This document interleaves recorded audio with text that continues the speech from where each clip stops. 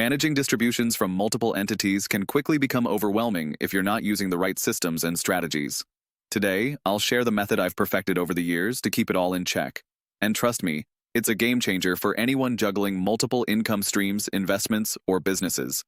One of the key mistakes I see people make when managing distributions is failing to track each entity's performance individually.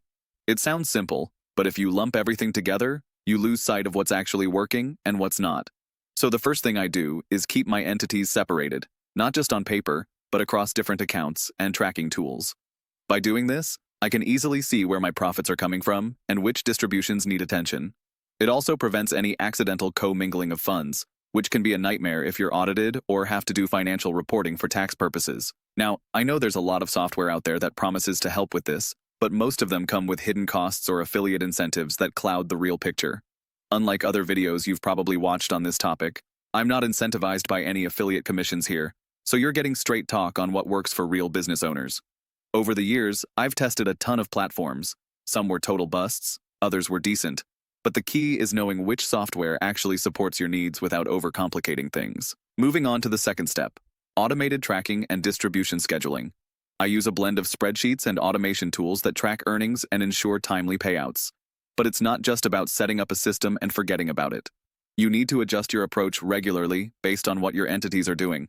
For example, if one business is doing well, you may want to reinvest some of those distributions back into that entity to fuel growth.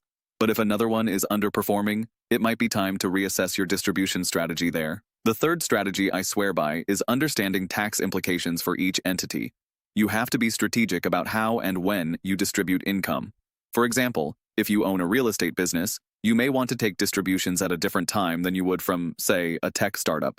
Each entity has its own tax treatment, and managing that is crucial for saving money.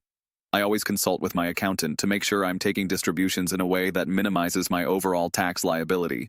This is a mistake a lot of people make, thinking they can manage it on their own, when in reality, that oversight can cost you big time. Finally, when managing distributions from multiple entities, communication is key, especially if you have partners or investors involved. Keeping everyone on the same page and making sure you're all clear on your distribution plans is essential to avoid any conflicts down the road. I've had my fair share of issues here, and it's always the communication piece that solves problems before they escalate. Be proactive, not reactive. Regular updates, clear expectations, and documentation go a long way. Now, here's the part I need you to pay attention to. As you scale, you'll need to evolve your strategy. What worked for your smaller ventures won't work as you expand. A tool or process you're using now might become a bottleneck when you add more entities or distributions. This means staying on top of new tech, new tax laws, and even adjusting how you track things.